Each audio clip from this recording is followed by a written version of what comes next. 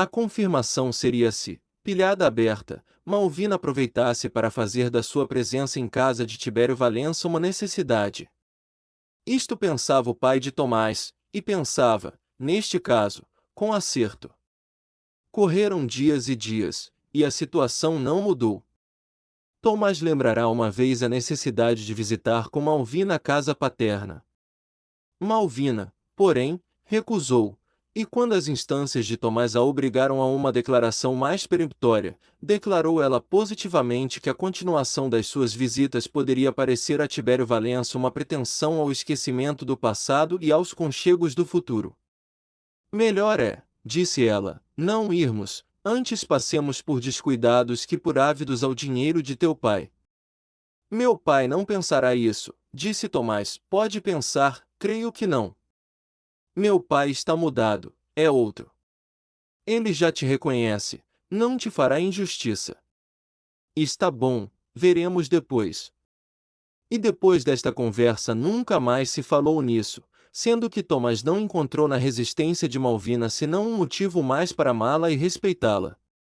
Tibério Valença, desenganado a respeito da expectativa em que estava, resolveu ir um dia em pessoa visitar a nora. Era isto nem mais nem menos o reconhecimento solene de um casamento que desaprovara. Esta consideração, tão intuitiva em si, não se apresentou ao espírito de Tibério Valença. Malvina estava só quando a porta parou o carro de Tibério Valença. Esta visita inesperada causou-lhe verdadeira surpresa. Tibério Valença entrou com um sorriso nos lábios, sintoma de bonança do espírito, que não escapou à ex-professora de piano. Não me querem ir ver, venho eu vê-los. Onde está meu filho? Na repartição. Quando volta? Às 3:30. Já não posso vê-lo. Há muitos dias que ele não vai. Quanto à senhora, creio que decididamente nunca mais lá volta, não tenho podido. Por quê? Ora, isso não se pergunta a uma dona de casa. Então tem muito que fazer, muito. Oh! Mas nem meia hora pode dispensar? E que tanto trabalho é esse? Malvina sorriu-se. Como lhe hei de explicar? Há tanta coisa miúda, tanto trabalho que não aparece, enfim coisas de casa. E se nem sempre estou ocupada, estou muitas vezes preocupada, e outras simplesmente cansada, creio que um bocadinho mais de vontade, falta de vontade? Não creia nisso, é ao menos o que parece. Houve um momento de silêncio. Malvina, para mudar o rumo da conversação, perguntou a Tibério como se achava e se não tinha receios da recaída. Tibério Valença respondeu, com ar de preocupação, que se achava bom e que não tinha receios de nada, antes se achava esperançado de gozar ainda longa vida e boa saúde. Tanto melhor, disse Malvina. Tibério Valença, sempre que Malvina se distraía, corria os olhos em redor da sala para examinar o valor dos móveis e avaliar por eles a posição do filho. Os móveis eram singelos e sem essa profusão e multiplicidade dos móveis das salas abastadas. O chão tinha um palmo de palhinha ou uma fibra de tapete. O que se destacava era um rico piano, presente de alguns discípulos, feito a Malvina no dia em que esta se casou. Tibério Valença, contemplando a modéstia dos móveis da casa de seu filho, era levado a uma comparação forçada entre eles e os de sua casa, onde o luxo e o gosto davam as mãos. Depois deste exame minucioso, interrompido pela conversação que continuava sempre, Tibério Valença deixou cair um olhar sobre uma pequena mesa ao pé da qual se achava Malvina. Sobre essa mesa estavam umas roupas de criança. Cose para fora? Perguntou Tibério Valença. Não, por que pergunta? Vejo ali aquela roupa. Malvina olhou para o lugar indicado pelo sogro. Ah! Disse ela. Que roupa é aquela? É de meu filho. De seu filho? Ou filha, não sei. Ah! Tibério Valença olhou fixamente para Malvina, e quis falar.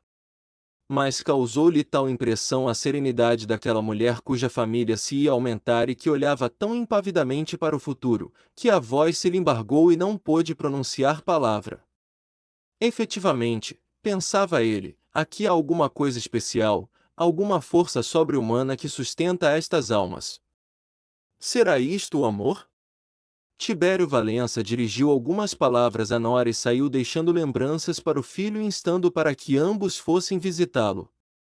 Poucos dias depois da cena que acabamos de contar chegaram ao Rio de Janeiro Elisa e seu marido. Vinham estabelecer-se definitivamente na corte. A primeira visita foi para o pai, de cuja moléstia tinham sabido na província. Tibério Valença recebeu-os com grande alvoroço. Beijou a filha, abraçou o genro, com uma alegria infantil. Nesse dia houve em casa grande jantar, para o qual não se convidou ninguém além dos que habitualmente frequentavam a casa. O marido de Elisa, antes de ir por casa, devia ficar em casa do sogro, e quando comunicou este projeto a Tibério Valença, este acrescentou que não se iriam mesmo sem aceitar um baile. O aditamento foi aceito. O baile foi marcado para o sábado próximo, isto é, exatamente 8 dias depois. Tibério Valença estava contentíssimo. Tudo andou logo na maior azáfama. Tibério Valença queria provar com o esplendor da festa o grau de estima em que tinha a filha e o genro. Desde então filha e genro, genro e filha, tais foram os dois polos em que volteava a imaginação de Tibério Valença. Enfim o dia de sábado chegou. À tarde houve um jantar dado a alguns poucos amigos, os mais íntimos, mas jantar esplêndido, porque Tibério Valença não quis que um só ponto da festa desdicesse do resto. Entre os convidados para o jantar veio um que informou o dono da casa de que outro convidado não vinha, por ter grande soma de trabalho a dirigir. Era exatamente um dos mais íntimos e melhores convivas. Tibério Valença não se deu por convencido com o recado, e resolveu escrever-lhe uma carta exigindo a presença dele no jantar e no baile. Em virtude disto foi ao gabinete, abriu a gaveta, tirou o papel e escreveu uma carta que mandou incontinenti.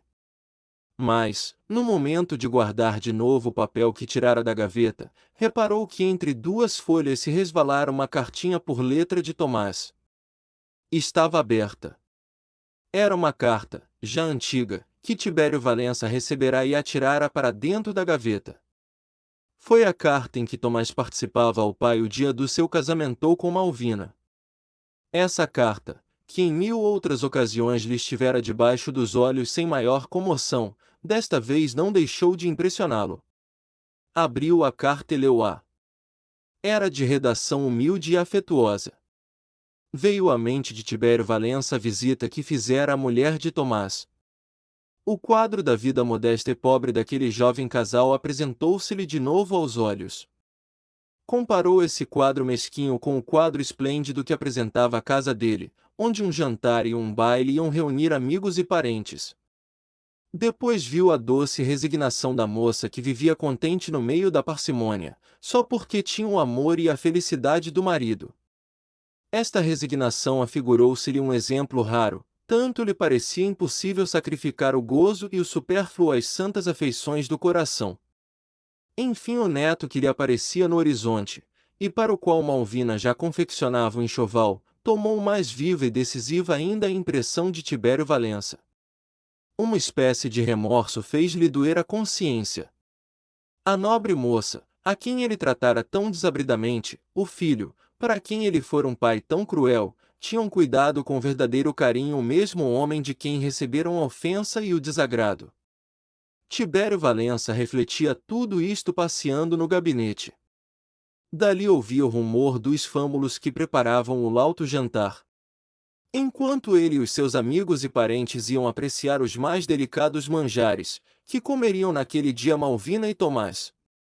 Tibério Valença estremeceu diante desta pergunta que lhe fazia a consciência. Aqueles dois filhos que ele expelira tão desamorosamente que com tanta generosidade lhe haviam pago não tinham naquele dia nem a milésima parte do supérfluo da casa paterna. Mas esse pouco que tivessem era, com certeza, comido em paz, na branda e doce alegria do lar doméstico. As ideias dolorosas que assaltaram o espírito de Tibério Valença fizeram com que ele esquecesse inteiramente os convivas que se achavam nas salas. Isto que se operava em Tibério Valença era uma nesga da natureza, ainda não tocada pelos preconceitos, e bem assim o remorso de uma ação má que havia cometido. Isto e mais a influência da felicidade de que atualmente era objeto Tibério Valença produziram o melhor resultado. O pai de Tomás tomou uma resolução definitiva, mandou aprontar o carro e saiu. Foi direito à casa de Tomás. Este sabia da grande festa que se preparava em casa do pai para celebrar a chegada de Elisa e seu marido.